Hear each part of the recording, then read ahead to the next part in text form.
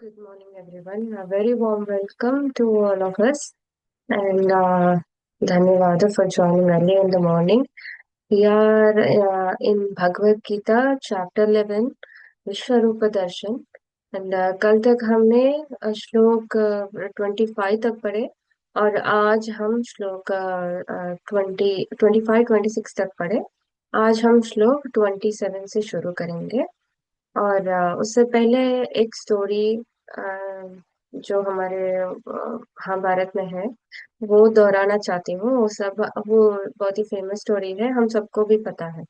जो ये पारिजात पुष्प के बारे में है।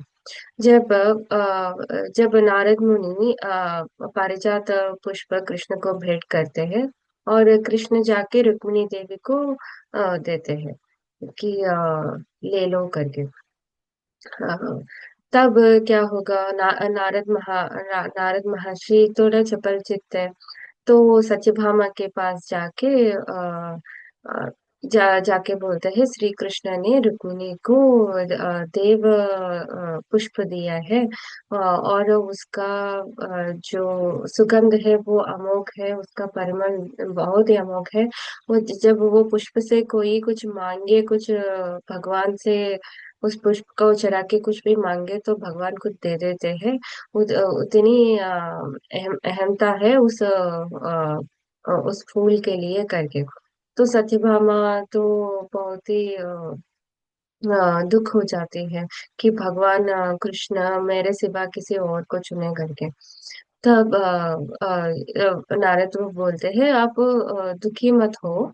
भले ही कृष्ण रुक्मिणी को एक फूल दिए हैं, पर देवता लोक में अमरावती में जो इंद्रलोक है उसको अमरावती कहते हैं ना। जो अमरावती में उसका बड़ा ही बहुत बड़ा वृक्ष पड़ा है, वो वृक्ष ही लेके आएगा श्री कृष्ण तुम्हारे लिए करके।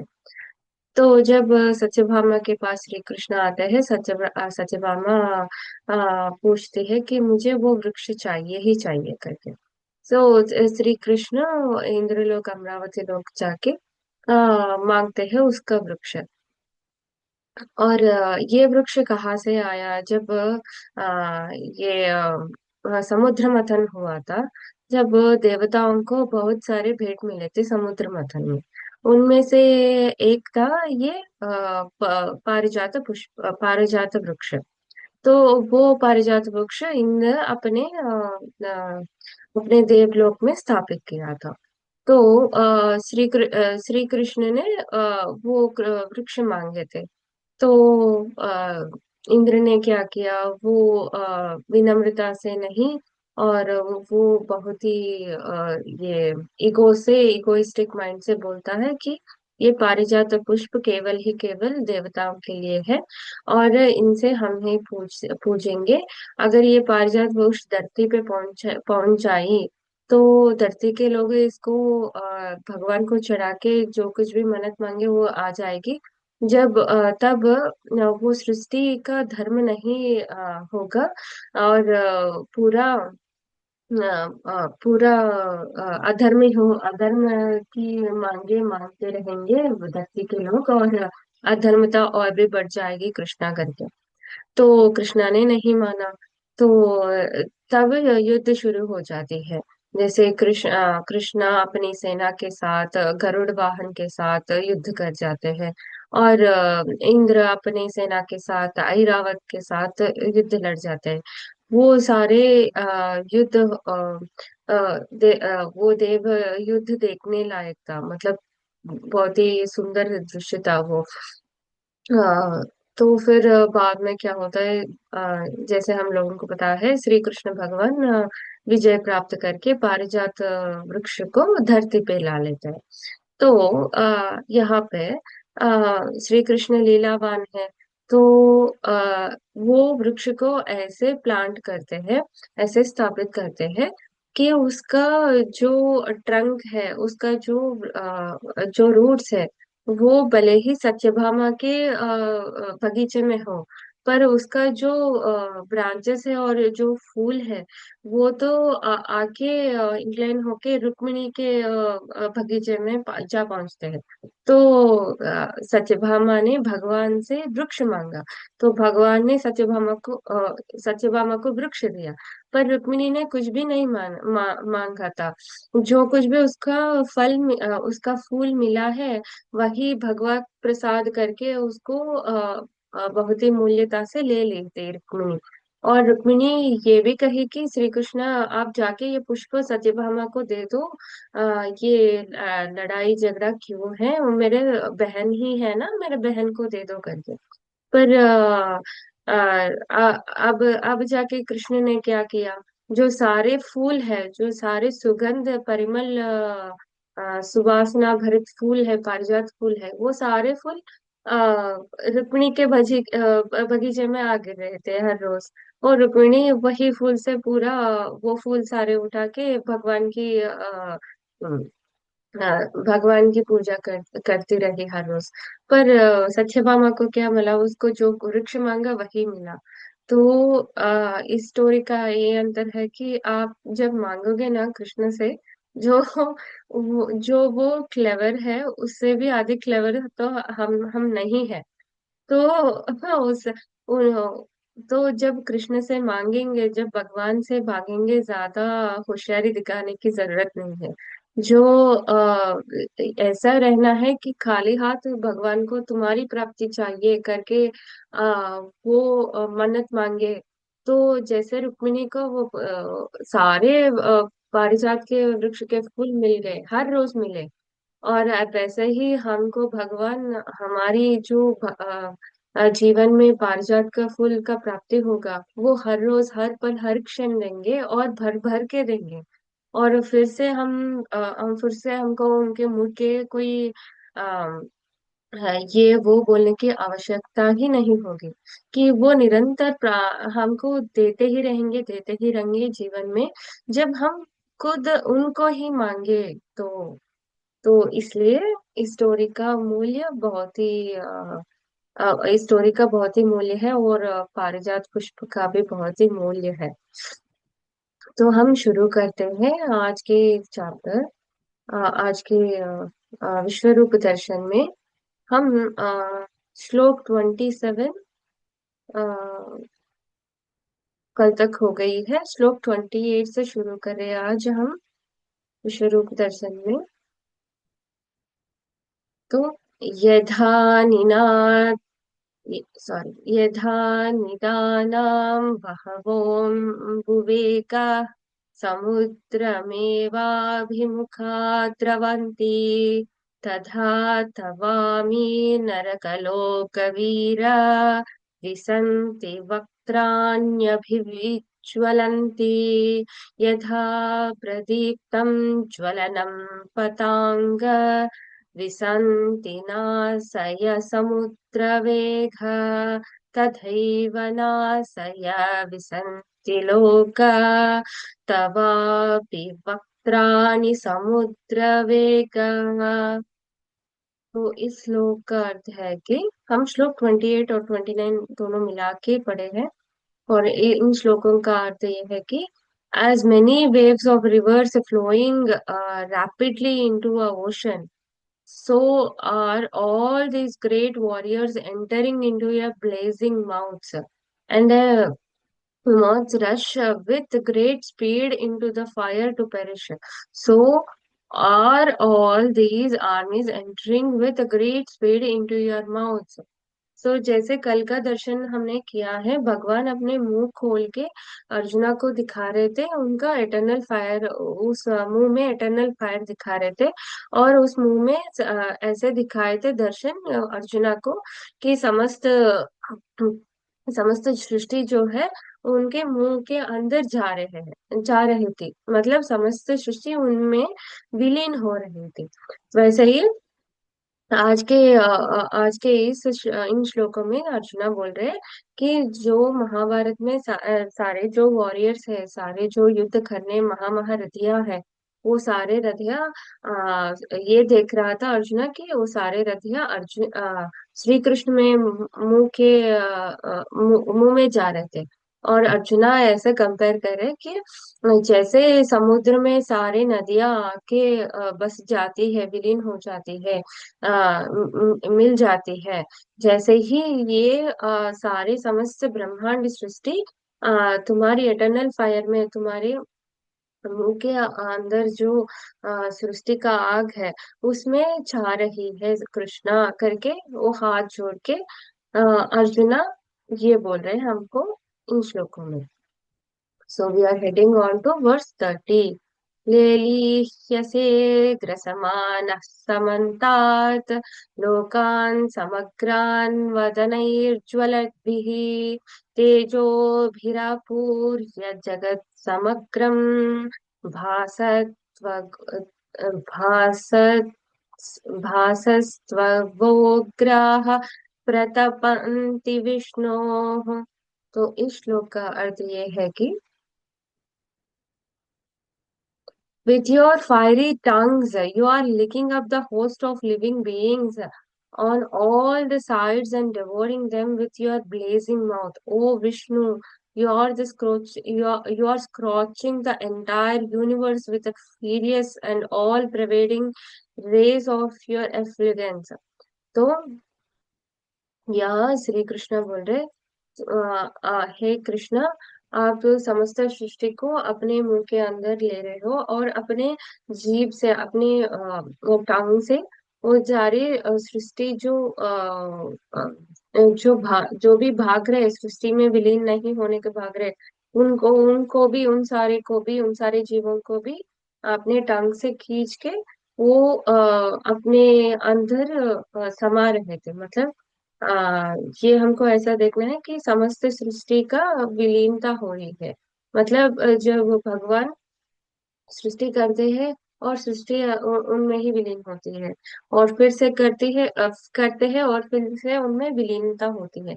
जैसे हम पल्सेट करते हैं, ब्रीथ इन ब्रीथ आउट, वैसे ही भगवान की ब्रीथ इन ब्रीथ आउट क्या है? भगवान की ब्रीथ इन ब्रीथ आउट सृष्टि करना और सृष्टि अपने अंदर विलीन करना। वैसे ही अभी श्री कृष्ण भगवान सारे सृष्टि को अपने अंदर, अपने भीतर ले आ रहे थे। उस विजन को अर्जुना साक्षात्कार देख रहा था। We are heading on to श्लोक 31। आह्या हि मे को भवनाग्रुरूपो नमोऽस्तु ते देवर प्रसीद विज्ञातुमिच्छामि भवन्तुमाद्यं न हि प्रजानामि तव प्रवृत्तितम्। तो इस श्लोक का ये अर्थ है कि tell me who you are, so furious form, O gods of God. I bow before you. Please bestow me your mercy on me. You who existed before all the creation. I wish to know you, who you are, for I do not comprehend your nature and workings. तो श्री कृष्ण अर्जुन ने ये श्री कृष्ण भगवान को बोल रहे कि हे भगवान, मैं तुमको जान ही नहीं पा रहा हूँ। ये सारे मुझे दिखावा करके मुझे क्या समझना है इससे? मैं तुम्हारे रूप का दर्शन भले ही कर रहा हूँ, तुम्हारा रूप का अंतर मुझे जानना है, तुमको मुझे जानना है, और तुम्हारे इस रूप को, इस ब्रह्मांडमय रूप को मुझे जानना है। तुम्हारे बारे में कुछ और बताओ, तुम्हारे बारे में जो मुझे जानना है वो सब कुछ मुझे बताओ। श्री कृष्णा करके हाथ जोड़ के विनम्रता से अर्जुन मांगते हैं कृष्णा से। अभी कृष्णा जाके अर्जुना को वाक्य बोलते हैं। श्री भगवान वाच लोकोऽस्मि लोकक्षयकृत् प्रवृद्धो लोकान् समहृत्मिह प्रवृत्ता ऋते त्वां न भविष्यन्ति सर्वे ये व्यवस्थिताः प्रत्यानिकेषु योद्धा। तो इस श्लोक का ये अर्थ है कि The Supreme Lord said, I am the mighty time, the source of destruction that comes forth to annihilate the worlds. Even without your participation, the warriors arrayed in the posing army shall cease to exist. तो इस श्लोक में ये बोल रहे कि श्री कृष्ण भगवान बोल रहे कि हाँ, ये मत समझो कि तुम्हारे बिना ये महाभारत नहीं होगा। ये तुम्हारे बिना ही मैं ये महाभारत अपने अंदर अपने भीतर समा सकता हूँ। और मैं काल का अतीत हूँ। काल का शुरू और अंत मेरे से ही होता है। और मैं समस्त ब्रह्मांड में विश्व व्यापित हूँ। मेरे से ही सृष्टि होती है और मेरे से ही प्रलय संभव होती है। तो इस प्रलय का संभव तुम नहीं हो, ये जानो अर्जुना। मैं ही इस प्रलय इस सृष्टि का और प्रलय का रचयिता हूँ। और मैं ही अंतर्यामी हूँ और मैं ही ब्रह्मांडमय हूँ। मैं ही विश्व व्यापित हूँ, मैं कालातीत हूँ करके श्री कृष्ण भगवान अर्जुना को समझा रहे। मतलब हमारे पात्र भी देखिए कि जैसे अर्जुना का पात्र नेग्लिजिबल है, वो भले ही रहे ना रहे, वो महाभारत होके ही रहेगी, जो भगवान ने रचे थे, भगवान के प्लान की तरह। जो हम है या नहीं है, सृष्टि चलते ही रहेगी।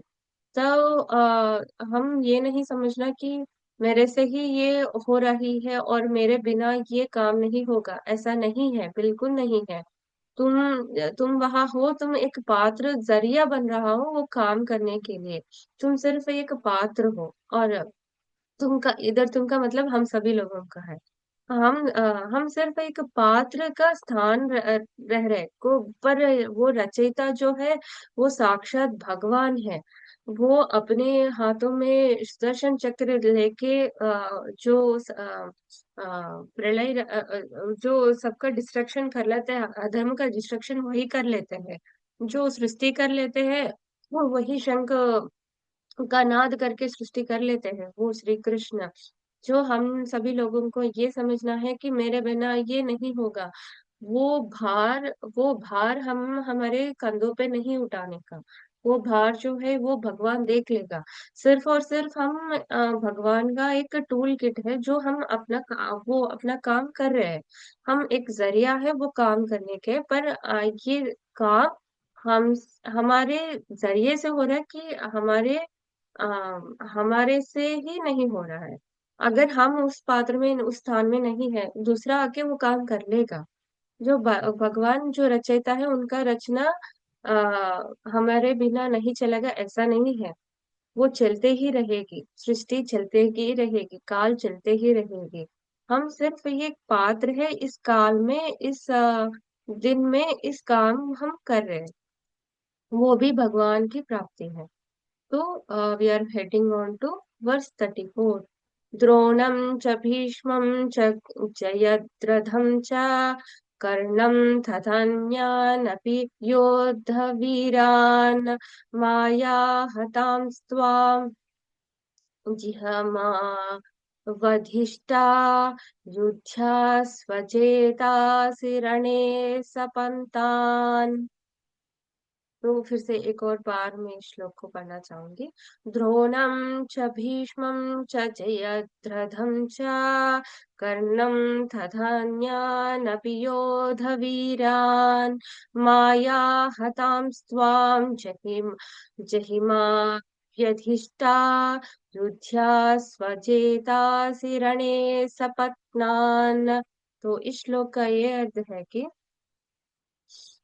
Dronacharya, Bhishma, Jayadra, Karna, and other brave warriors have already been killed by me.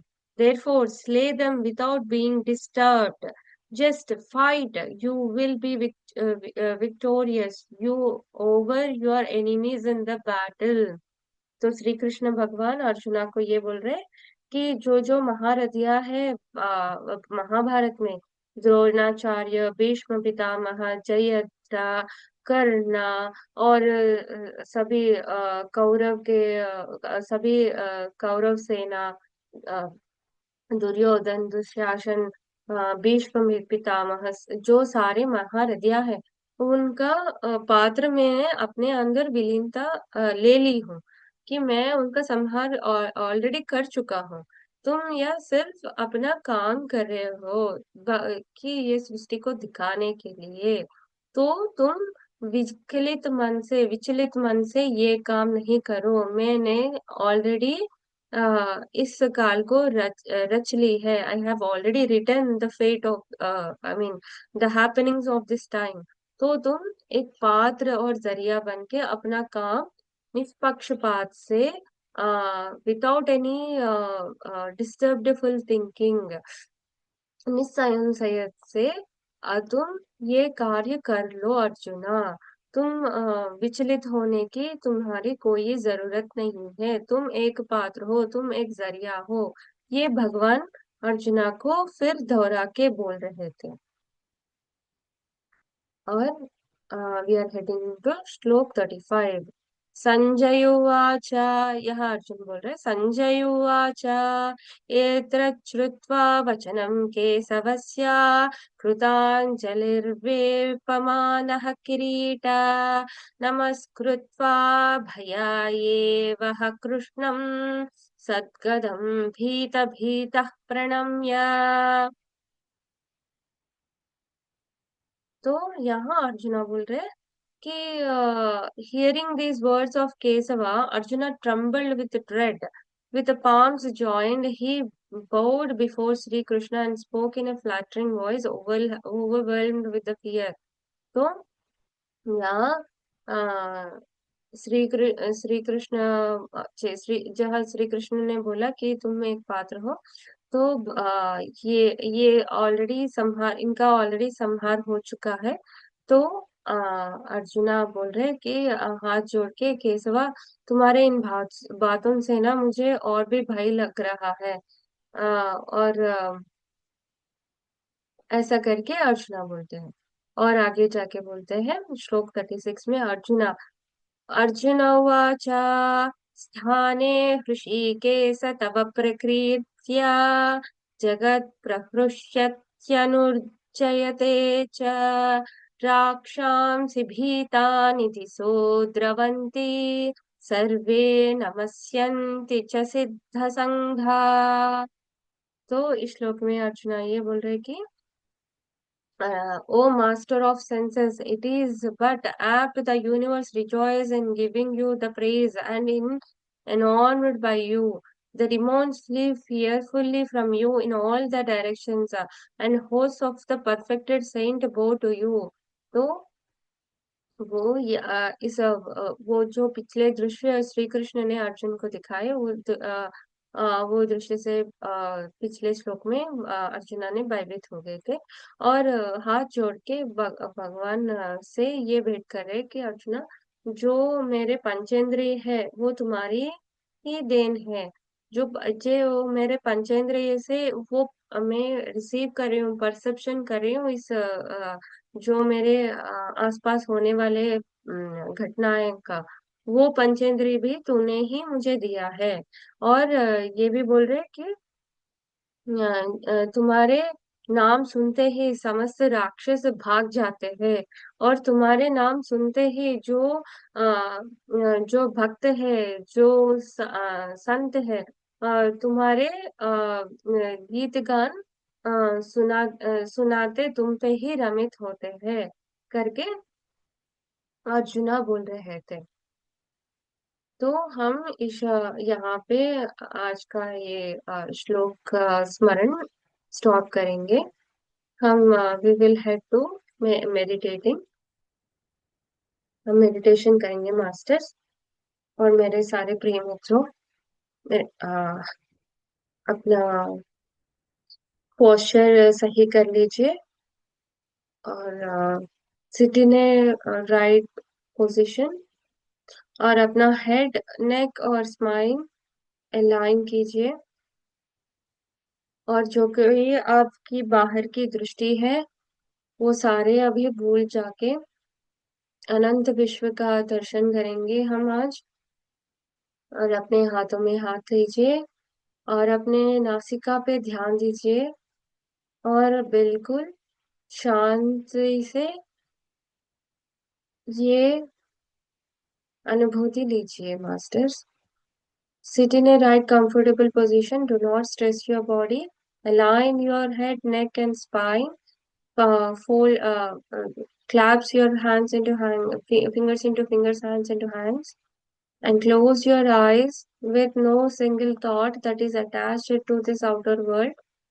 We are heading on to meditating upon the universal consciousness today. आज हम हमारे 3 काउंट के बाद हम मेडिटेशन में हेड करेंगे। On a breath of 1,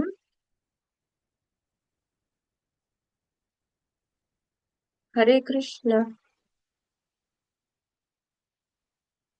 On a breath of 2, He Rukmini Pade.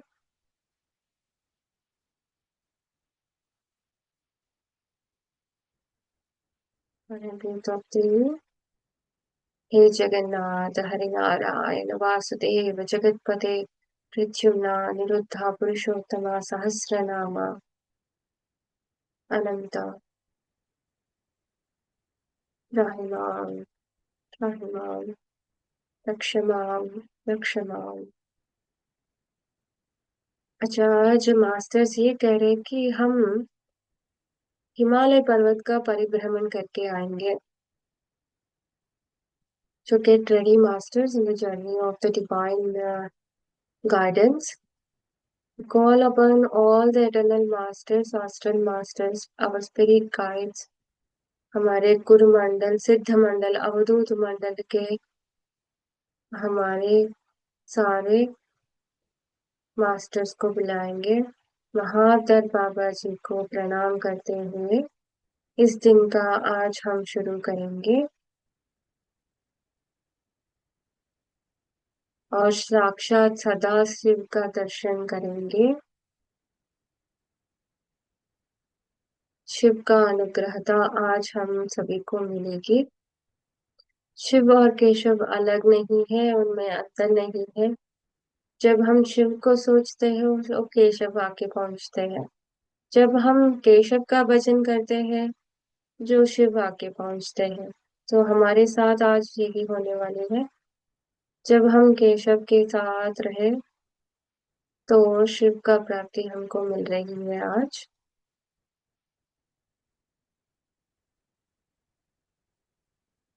वो रुद्राक्ष मालाधर को, वो शूलधार को, वो प्रशांत मुख को, वो सदाशिव को, वो शीतल मन को आप ध्यान कर लीजिए। Masters, be set right to have a divine form reveal you your journey, and we are now meditating upon Sadashiv, वो देवों का देव महादेव को हम प्रार्थना करेंगे।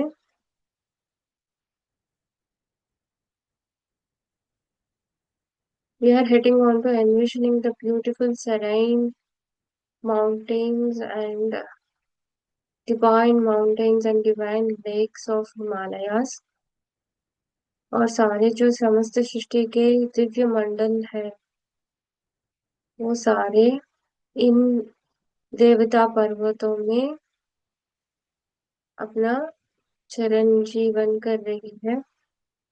तो हम एक एक करके एकजुट होके अपने अपने हायर सेल्फ पूर्ण आत्मा की सहायता लेकर भूभ्रमण करके वो सारे भूमि में जो दिव्य पर्वत है और दिव्य सरस है उन सारे पर्वतों का और नदियों का सरसों का दर्शन करके हम उनसे अपनी अनुभूति लेंगे और हम उनसे उनकी शीतलता मांगेंगे, और हम उनसे उनकी औषधि गुण मांगेंगे, और हम उनसे उनकी स्थिर निश्चय स्वरूप मांगेंगे. So envision yourself, masters, you are heading on to in a journey of a with a divine plan, where we envision ourselves visiting all the divine mountains spread across the Mother Earth, starting from Himalayas. आप ये समझो, जो ऋषिया मुनिया हमारे सिद्ध मंडल के गुरु हैं, उस ये शीतल स्थान पे हमारे लिए अपना ध्यान कर रहे, और हमारे लिए अपना तपस का दान कर रहे.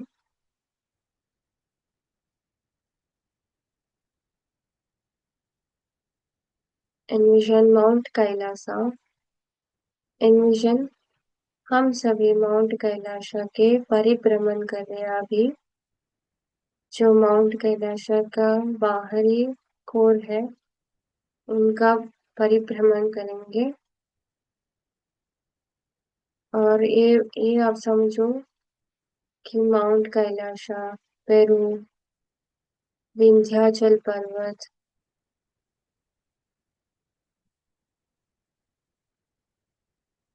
मेरु पर्वत, दक्षिण पर्वत, ये सारे हमारे लिए खड़े होके अपनी अपनी तपस्या इस धरती को बेड़ रहे हैं, कि इस धरती का स्टेबलाइजेशन हो जाए.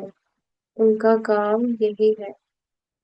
हम ये बाहर से हम ये समझेंगे कि वो ऐसे ही वह स्थित है, पर नहीं, उनमें भी प्राण है, और उतना उनका प्राण उतना उज्जवल है, उतना तेजोवंत है, उतना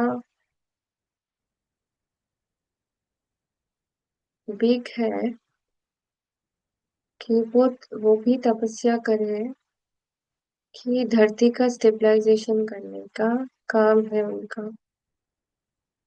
तो हम उनसे ये मांगेंगे कि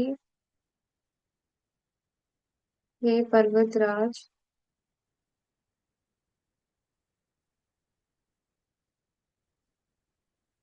ये कैलाशनाथ, हमें भी जीवन में स्थिरता पाना है. वो स्थिरता हमें प्राप्ति दो. वो स्थिरता हमारे ज्ञान में विनियोग हो. ऐसी स्थिरता की प्राप्ति मुझे दो भगवान. चलिए, हम हमारे श्वास केंद्र पे अपना ध्यान रखते हुए कैलाश का भ्रमण करेंगे, धीरे से धीरे से. आप ये नहीं सोचे ये लॉजिक है करके. लॉजिक नहीं चलता भगवान के चरणों में. सिर्फ और सिर्फ शरणागत चलती है भगवान के चरणों में. तो भगवान के चरणों कमल को छूने की इच्छा रखते हुए अपने थर्ड आई पे आप केंद्रित करके बिल्कुल और बिल्कुल शांति और शीतल हवा का अनुभूति कीजिए, और अपने पैरों के अंदर और पैरों के नीचे जो स्नो है उसका अनुभव कीजिए. हम शरीर से जाए तो हमको शरीर का दुविधा होगी, पर आज हम हमारी आत्मा के साथ परिभ्रमण करें, तो हम इजीली ये कर सकते हैं मास्टर्स. भगवान ने ये गिफ्ट आज हमको, ये सुबोधय दी है.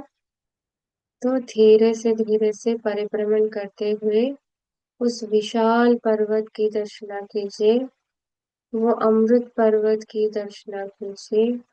उनका स्ट्रक्चर, उनका विजस और उनका रंग बहुत ही अद्भुत है, बहुत ही सुंदर है। आप धीरे से उनके आगे से उनके पीछे जा रहे हैं, परिभ्रमण में कैलाश का परिभ्रमण कर रहे हैं आज हम। धीरे से करिए। हर एक चीज को आप विजन करते हुए, देखते हुए परिभ्रमण कीजिए। वो शीतल स्वभाव मन, वो प्रशांत रूप को देखिएगा। और भी हम आगे जा रहे हैं। हमें दूसरी परिक्रमा में थोड़ा आगे जाके और भी गहराई से उन हिमालय पर्वत का परिक्रमण करेंगे।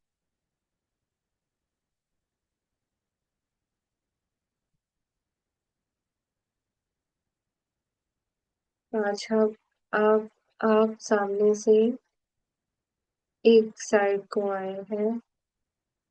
धीरे से उस आकृति को देखिए, उस विशाल आकृति को देखिए, वो शीतलता को देखिए, वो प्रकाश कांति को देखिए, जो सूरज की रोशनी कैलाश पर्वत में अभी पड़ रही है। धीरे से पड़ रही है। और हम पीछे पहुंच गए। जब हम वो दृश्य देख रहे हैं, सूर्य के किरणें धीरे और धीरे से पर्वत के ऊपर पड़ रहे, और वो कैलाश पर्वत में जो बर्फ है वो पिघल रही है। जब वो पिघल रही है, उनमें से ये चमत्कार हो रहे कि उनका वो ग्लेजिंग अपीयरेंस है, उनका जो गोल्डन अपीयरेंस है, वो हमको शाइन होते हुए नजर आ रही है। उस पर्वत में सारी नदियों का उद्भव है, और उस पर्वत में सारे देवगणों का मिलन है।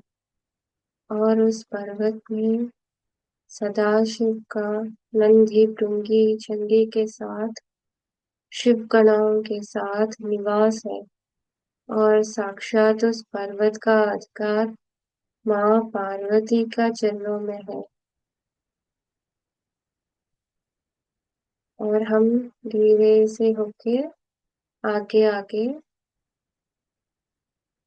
फिर हमारा दूसरा परिक्रमण हो गया है। अब हम और भी पास जाके अब हम हमारे आखिरी और तीसरी परिभ्रमण कर रहे। इस बार इतना पास करे हैं हम उस पर्वत, कैलाश पर्वत के, कि हम हमारे हाथों से उस पर्वत का नमस्कार करके उस पर्वत का अनुभूति हम टच कर रहे हैं उस पर्वत को, और उस पर्वत का अनुभूति ले रहे हम। जैसे ही हमारे हाथ उस पर्वत पे चलेगी, उस वो शीतलता और उस बर्फ के पिघलते हुए अद्भुत दृश्य अपने हाथों में देखिए। और विनम्रता से, भक्ति मार्ग से ये संभव है। भक्ति के बिना कुछ भी संभव नहीं है। भक्ति के बिना कुछ, सब कुछ अधूरा है। हम सारे शिव का भक्त हैं। धीरे से जैसे हम परिभ्रमण कर रहे, उस प्रकृति का आस्वादन कर रहे, उस प्रकृति में विलीन हो रहे, वो शीतल मन को हम पा रहे। और जो एनर्जी अब कैलाश पर्वत में हमको मिलेगी, वो कोटि हाथों की एनर्जी के समान है। It is an electrifying energy, it is not a illusionary act. आप ये समझो, it is not a illusionary act, ये कोई माया नहीं है। ये साक्षात भगवान का प्रसाद है। We are getting that electrifying magnitude energy in us so that we can share with this world. We are taking it from one hand, sensing it with one hand, and spreading out from the other hand. धीरे धीरे से जब उस पर्वत का touch हमको प्राप्ति होगी, अब देखिए कितनी शीतलता है, कितना कोमल है। भले ही वो पर्वत है, भले ही वो पत्थर से बना है, पर उसमें कितना कोमलता है, कितना रोशनी है, और उसका हर एक अंग कितना शाइन कर रहा है। उनका वो ब्लू, नावी ब्लू, माउंटेन ब्लू का कलर कितनी सुंदर है, कितनी अद्भुत है। हम हमारे हाथ पर्वत के ऊपर और हमारे पैर के नीचे बर्फ ही बर्फ पड़ा है। जैसे हम कदम कदम रख रहे हैं, हमारे पैर इतना अंदर जा रहे कि हमारे नी तक और हमारे ताई तक वो बर्फ है। पर हमको कोई मुश्किल नहीं है यहाँ पे। हम सारे एंजॉय करते करते जा रहे हैं, और उस अद्भुत नजरिए को आप देखिए। उस पर्वत की मूल स्थान का दर्शन कीजिए। अद्भुत है, ये लीला भगवान का अद्भुत है। ये करते हुए हम आगे पहुंच गए, और अपने सिर को कैलाश पर्वत में रख के भगवान से ये मन्नत मांग रहे कि समस्त दिव्य पर्वत का दर्शन तुम्हारे से ही प्राप्ति हो। है कैलाश पर्वत, तुम में ही सारे दिव्य पर्वत है, तुम में ही सुमेरु पर्वत है, तुम्हेरु माउंट आबू है, तुम में ही सुदर्शन पर्वत है, तुम में ही समस्त नदियां बह रही हैं। तुम्हारे गुण, तुम्हारे शीतलता और तुम्हारे प्रेम के लिए मैं बहुत बहुत आभारी हूँ। जैसे ही हम ये कह के हमारे सिर कैलाश पर्वत में रख के हम पर्वत को हक करते हैं, प्रेम से भक्ति से करते हैं। आप एनविजन कीजिए कि महाशिव भी हमको हमारे सिर के ऊपर हाथ रख के हमको केयर कर रहे हैं, और हमारे आंखों में प्रेम से वो देख रहे हैं, और उनके पास हम हैं। और भगवान ने हमको रुद्राक्ष माला का भेंट की है। भगवान बोल रहे कि बेटा, तुम या अपने हाथों में पहनो, अपने भुज पे पहनो, अपने नेक में पहनो, या अपने नाभि में पहनो, ये तुम्हारा है। खुश रहो, समृद्धि रहो, मैं हमेशा तुम्हारे साथ हूँ, मैं हमेशा तुम्हारे संग हूँ। ये सारे दिव्य देवगण, ये सारे शिवगण तुम्हारे रक्षा सहायता करेंगे आज से। और ये नंदी महाराज आज से तुम्हारे सारी बातें सुन के मुझे बोलेंगे, और तुम नंदी महाराज से प्रेम करना। वो हमेशा तेरे साथ है, तेरे साथ खड़े रहेंगे। और नंदी महाराज का आज हम दर्शन करेंगे, उनको जैसे हम प्रेम प्यार करेंगे, छोटे बच्चे की तरह, गणपति की तरह हम सभी बन के नंदी महाराज को प्यार कर रहे हैं। और वो नंदी महाराज को आप टच करो, उनका शरीर आप फील करो, उनका चर्म आप फील स्पर्श करो, उनको केयर करो। धीरे धीरे से नंदी महाराज अपना मुख हिला रहे हैं। जैसे वो हिला रहे हैं, उनका जो नाद है, उनका जो घंट माला है, वो नाद भगवान को सुनाई दे रही है। और शिव ना हंस पड़ रहे हैं वो नंदी का चर्या देख के। और इतना सुंदर है नंदी महाराज, इतना कोमल है, इतना भोले हैं। हम कुछ भी करें, वो सह रहे हैं। और हम उनके चरण को स्पर्श करें अभी, और उनका पृष्ठभाग, उनका जो टेल है, वहाँ उनका पृष्ठभाग में हम हमारे सिर रखे मन्नत मांग रहे हैं। नंदी महाराज, मेरा सहायता करो, मुझे मार्गदर्शन दो।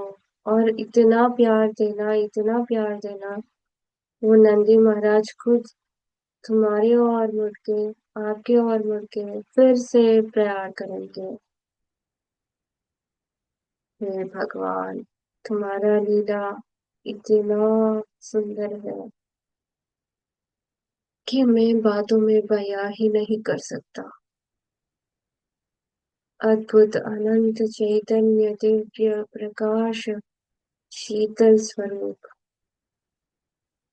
और भगवान के साष्टांग दंड प्रणाम करते हुए, माँ पार्वती मैया को दंड प्रणाम करते, समस्त शिव गणाओं का दंड प्रणाम करते, और गणपति और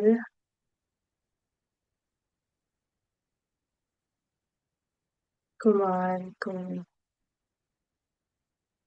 माँ गौरी को, मनसा देवी को प्रणाम करते हुए धीरे से हम उधर से लौटेंगे। हम मुड़ के नहीं चलना है, हम भगवान को देखते ही देखते हम पीछे आना है। हमारे सिर झुक के हम वॉक कर रहे हैं, भगवान को देखते ही हम वॉक कर रहे हैं।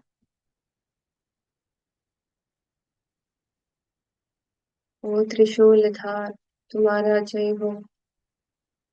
लोका समस्ता सुखिनो भवन्तु, लोका समस्ता सुखिनो भवन्तु, लोका समस्ता सुखिनो भवन्तु।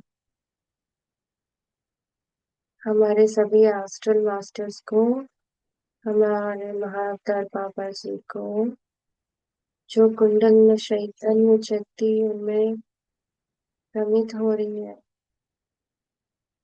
उस साक्षात भगवान का स्वरूप है। वो श्री कृष्ण प्रेम तत्व का एक अंग है। ये समझते हुए महाअवतार बाबा जी को, सारे देव और असुर गण को, सारे रुद्र और शिव गण को हम ध्यान करते हुए उनको ध्यान करते हुए उनको क्षमा मांगते हुए और उनका प्रेम पाने के लिए हमारा धन्यवाद कहते हुए हम इस दुनिया में फिर पहुंचेंगे। On a count of 1, 2, and 3, ground yourself, masters, and have the blissful experience that you have enriched your life, your soul today. 1. Hare Krishna. 2. Namah Shivaya. 3. Namah Parvati Pataye Har Har Mahadev. Shambho Shambhunath उमापते गिरिजापते Gangadhar शरण शरण. Thank you, Masters. It's a very blissful journey, and I thank all of the group energies who have made it possible, and I thank all the astral energies who have made it possible, and I thank all the Dev Ganas, Asur Ganas, और गुरु गणों को, सिद्ध मंडल, गुरु मंडल, अवधूत मंडल को मेरा कोटि कोटि प्रणाम. इस दुनिया को दिखाने के लिए माँ पार्वती को और माँ धरती मैया को कोटि कोटि प्रणाम. और इस सूरज रोशनी को दिखाने के लिए सूर्य भगवान को और हमको शीतलता प्रदान देने के लिए चंद्रमा को कोटि कोटि प्रणाम करते हुए समस्त नक्षत्र मंडल के मित्रों को कोटि कोटि प्रणाम करते हुए अपने हाथों को रब कर लीजिए masters, and place it on your eyes. Enjoy the blissfulness, completeness to you, and spread it the love that you have manifested today to everyone you meet, to everyone you greet. Make their life happy with your smile. Mm. See through your eyes. Sorry, see through your palms.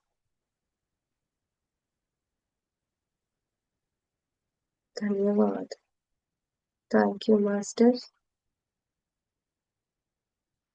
Slowly and slowly, I request all of you to get through this life, to get in through the senses of this body. Whenever you are ready, feel free to express yourself. Dhanyawad. Thank you.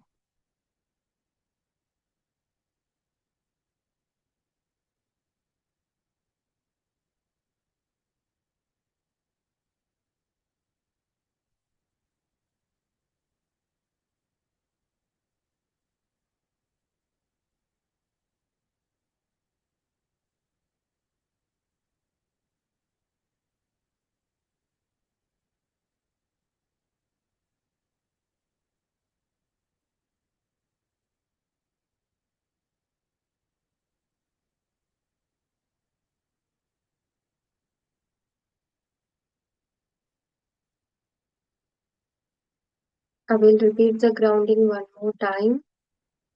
Masters, please release yourself from the cosmic plane and get on to your senses and get on to this field of earth. Gently sense the fragrance and the touch of this earth.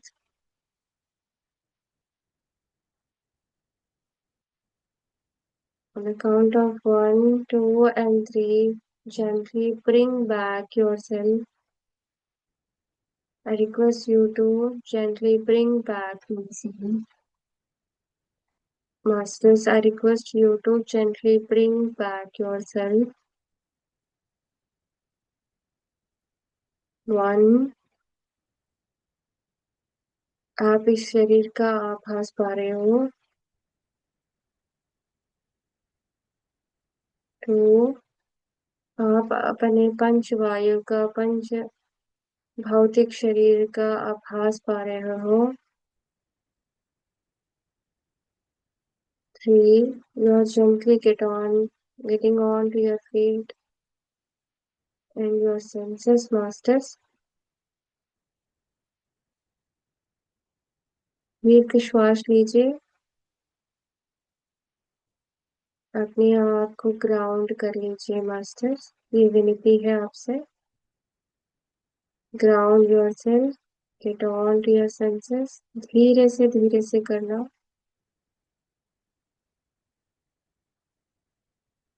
और अपने चैतन्य रूप में फिर से आना।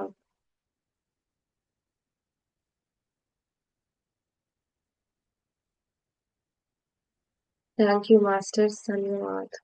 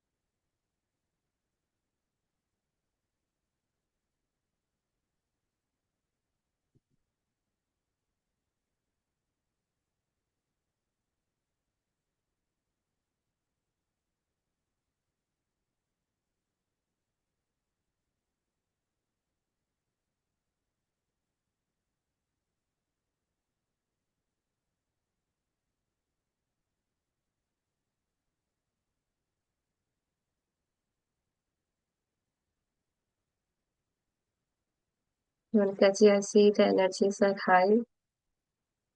Please come back and be with us right now.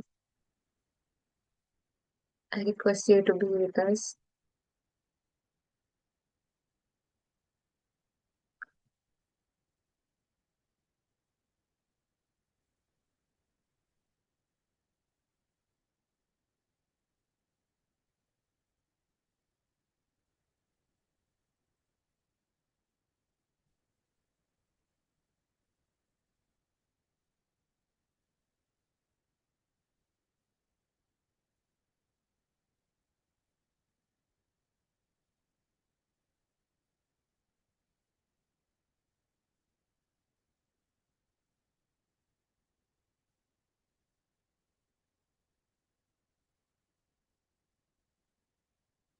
Sorry, I brought you back.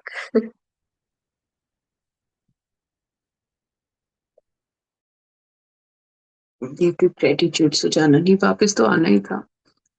पर समाधि की अवस्था हो जाती है ना, फिर आपका दिल नहीं होता कि मैं उससे बाहर आऊं।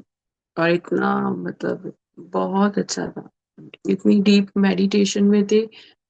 मुझे आपकी आवाज जरूर सुन रही थी, पर कुछ ऐसा मुझे पता नहीं लग रहा था कहाँ पर हूँ फिजिकली भी और मेंटली भी।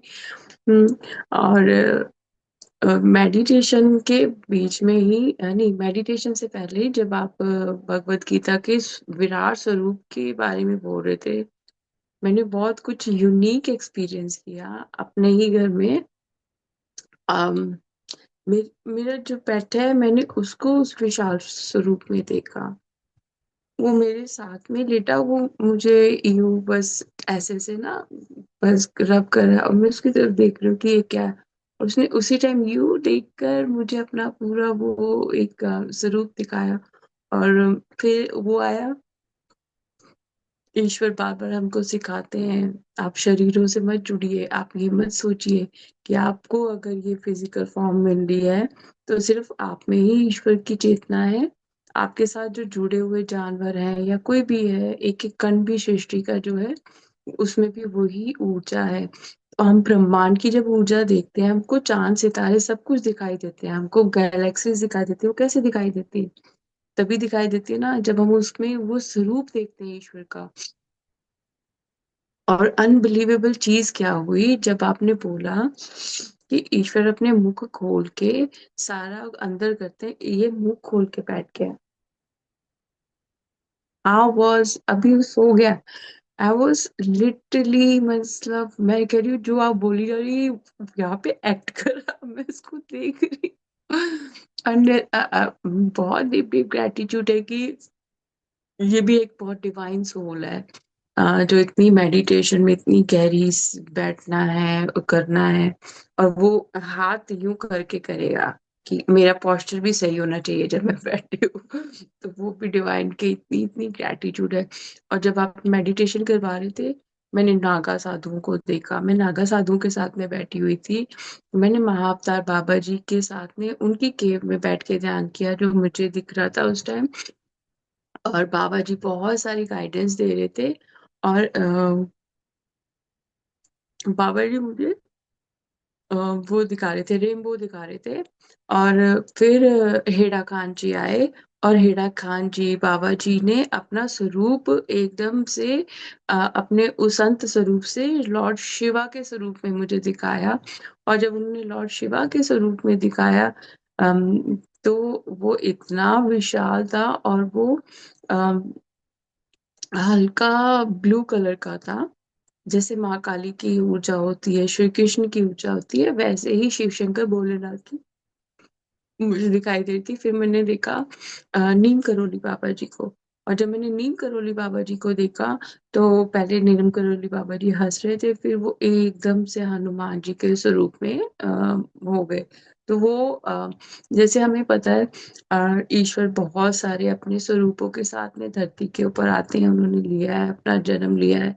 तो वो हमें दिखाते भी हैं कि तुम्हें ये फिजिकल फॉर्म में लग रहे होंगे कि ये इंसान है, ये कैसे हनुमान जी का वो रूप, या महाअवतार बाबा जी का, हेड़ा खान जी का। हेड़ा खान जी शिव शंकर भोलेनाथ का ही फॉर्म में थे। और महाअवतार बाबा जी भी शिव शंकर भोलेनाथ के फॉर्म में थे। और लॉर्ड ये हनुमान जी भी शिव का ही तो अवतार है। तो कितनी एक बड़ी चीज है, सीख मिलती है कि कितनी फॉर्म्स वो बता रहे हैं, डेली बता रहे हैं। पर क्या हम उसके हिसाब से चलते हैं? और जो बिगनिंग में आपने स्टोरी सुनाई ना, दैट वाज मीन्स लाइक हमको मांगना ही नहीं आता, हम मांगते क्या है। और मुझे तो ये लगता है कि कुछ मांगना ही नहीं चाहिए, ईश्वर से ईश्वर को मांग लो, भक्ति मांग लो। क्योंकि आपका जो माइंड सेट होगा ना, वो बहुत लिमिटेड होगा, वो मटेरियलिस्टिक चीजों में मांगेगा, वो उन चीजों में प्लेजर ढूंढेगा, प्लेजर वाली चीजों में खुशियां ढूंढेगा। नहीं, डिवाइन जर्नी में you don't need those things. आपको जब ईश्वर प्राप्त होगे ना, आपको जो गोपियों को श्री कृष्ण को देख के आनंद आता था, वो ऐसा आनंद आपको स्वयं से आने लग पड़ेगा।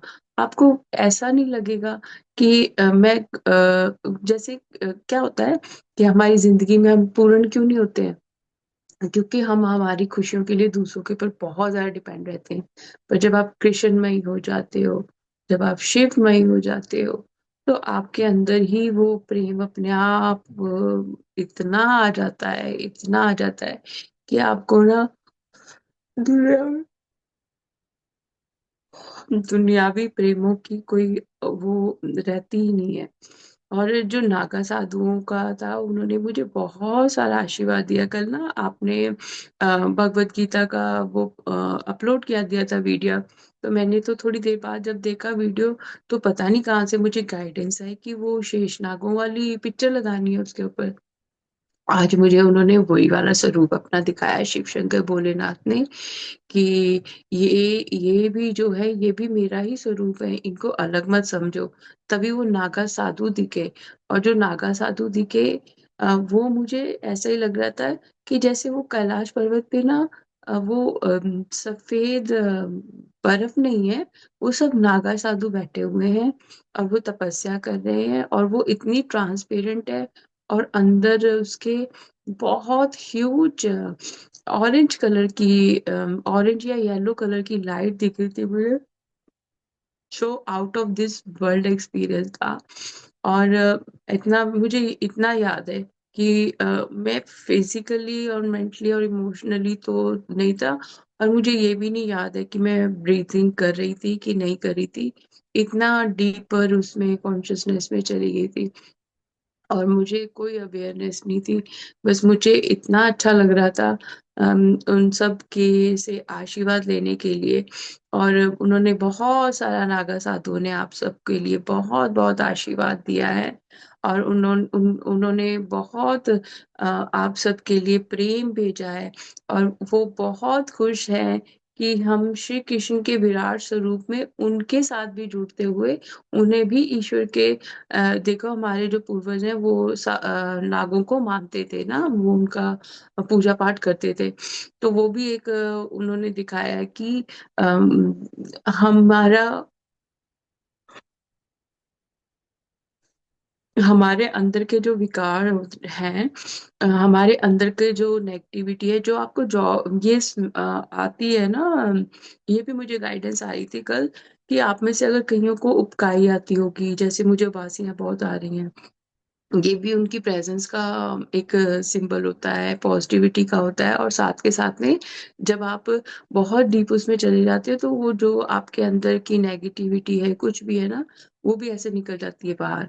अगर आप कहीं, क्योंकि हम वर्ल्डली मटेरियलिस्टिक चीजों में रहते हैं, कोई किसी ना किसी चीज का प्रभाव तो हमारे ऊपर पड़ ही जाता है। और वो जो अद्भुत नजारा देखा मैंने, मुझे ना सिर्फ महाअवतार बाबा जी ही नहीं दिख रहे थे। मुझे हेड़ा खान जी दिखे, हमारे नीम करोली बाबा जी दिखे, स्वामी युक्तेश्वर जी दिखे, लाडी महाशय जी दिखे, योगानंदा परमहंसा जी दिखे, रामाना महर्षि वो दिखे, और सप्त ऋषि दिखे। काफी सारी ऐसी ऊर्जाएं दिखी। मतलब वो सब ध्यान में लीन थे, और उनकी तरफ से यही मैसेज आया कि ध्यान में जाओ, और जितना ध्यान में जाओगे उतना ही ज्यादा तुम्हें ईश्वर की प्राप्ति होगी। और सबका कल्याण सोचो, स्वयं का भी और दूसरे का भी। और निरंतर निरंतर आपने, जब भी कईयों का ध्यान गहरा नहीं होता है, तो आपने अपने तीसरे नेत्र के ऊपर ध्यान कर कर, या अपने श्वासों पर ही ध्यान कर कर, आपने हरे कृष्ण हरे कृष्ण हरे कृष्ण हरे कृष्ण, ताकि जो अर्जुन को श्री कृष्ण जी ने दिया ना ज्ञान, वो ज्ञान आपको समझ आ सके। हमको कई चीजें हम सुन लेते हैं, पर हमको उनकी समझ नहीं आती है। मेडिटेशन भी हमने कर ली, हमने अध्याय भी सुन लिया, पर मेरे मन में उसका, मुझे लग रहा है कि ये क्या समझा रहे हैं, मुझे ऐसी बातें समझ में नहीं आ रही हैं। क्योंकि जैसे सुजाना जी ने कहा, ये बुद्धि से परे की बातें हैं। आप बुद्धि इस्तेमाल करोगे तो आप यही बुद्धि में ही रह जाओगे। और अगर आप बुद्धि को छोड़ के, अभी आपने जो बुद्धि चला रहे हो वो आपने सीखी हुई है, पढ़ाई की हुई है ना, इसलिए दिमाग वो ऐसा चल रहा है। तो अगर आप गुरुकुल में होते, तो आप गुरुओं के सानिध्य में होते, तो फिर आपका ध्यान आध्यात्मिकता के साथ में जुड़ता, फिजिकल चीजों के साथ में इतना नहीं अटैच्ड होते आप लोग। तो ये भी है कि जब आप ध्यान में बैठते हो ना, तो पूरा कंप्लीट सरेंडर करके बैठो, कि हे, ऐसे बैठो कि जैसे मुझे कुछ पता ही नहीं, आज मैं पहली बार फर्स्ट क्लास में जाके बैठ रही हूँ, और मुझे आज कुछ सीखने को मिलेगा। सीखने को तभी मिलेगा ना, जब मैं अंदर से खाली होंगी।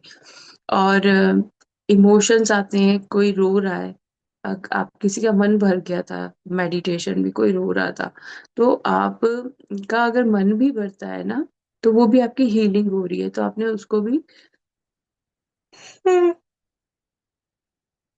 नेगेटिव फॉर्म में नहीं लेना है, पॉजिटिव फॉर्म में लेना है। और संपूर्ण सृष्टि के कल्याण के लिए कार्य करने हैं सभी ने।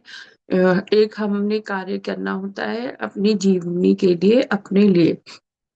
और जब हमें ईश्वर का ध्यान हो जाता है, ईश्वर की प्राप्ति हो जाती है, तो फिर ये जीवन आपका स्वयं के लिए नहीं है, दूसरों के लिए। तो आपने दूसरों के कल्याण करना है, जितना आप दूसरों का कल्याण करोगे, आपका कल्याण अपने आप हो जाएगा। और मांगना बंद कर दीजिए, ईश्वर को ये कहिए कि जो मेरे लिए सुखदायी है मुझे वो दे देना।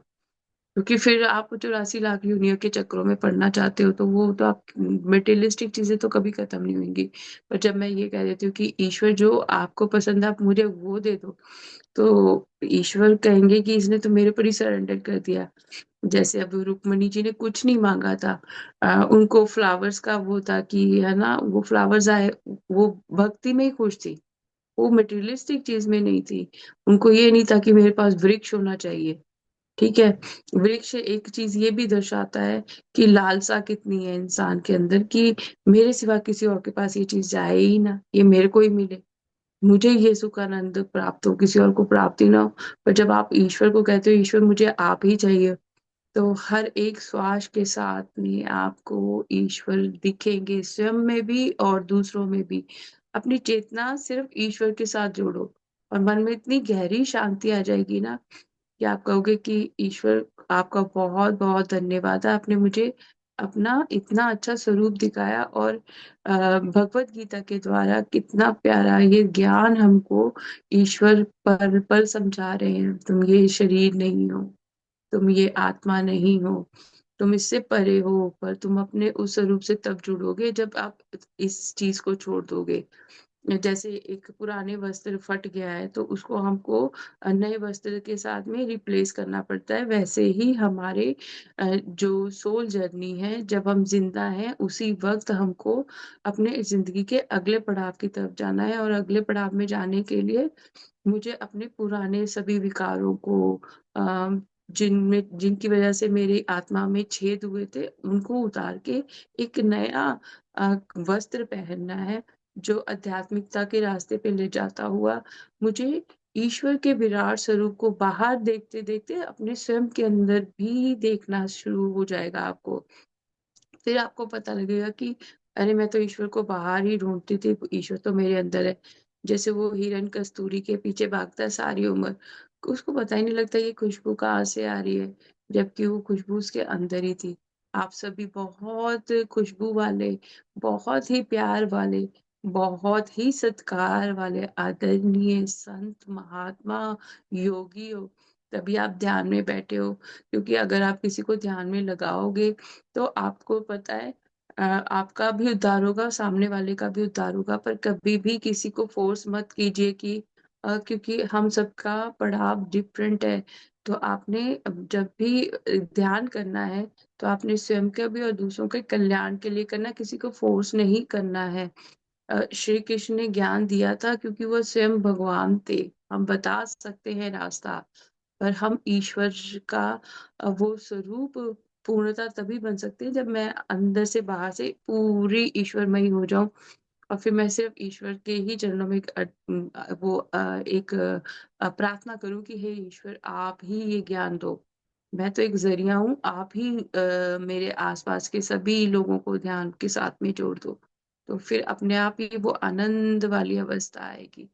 बहुत बहुत धन्यवाद आप सबका ध्यान में अपनी ऊर्जा देने के लिए, और ईश्वर के साथ में जुड़ने के लिए, ईश्वर में आस्था करने के लिए, स्वयं के ऊपर जब हम ईश्वर पे आस्था करते हैं इसका मतलब मैं स्वयं पे आस्था करती हूँ, मैं स्वयं को विश्वास करती हूँ, और वो विश्वास ही हमें आगे लेकर जाता है। तो आप सबका भी कोटि कोटि धन्यवाद, कोटि कोटि धन्यवाद सुजाना जी को, जो इतने प्यार से पढ़ती भी है अध्याय और समझाती भी बहुत अच्छा है, और ध्यान भी बहुत अच्छा करवाती है।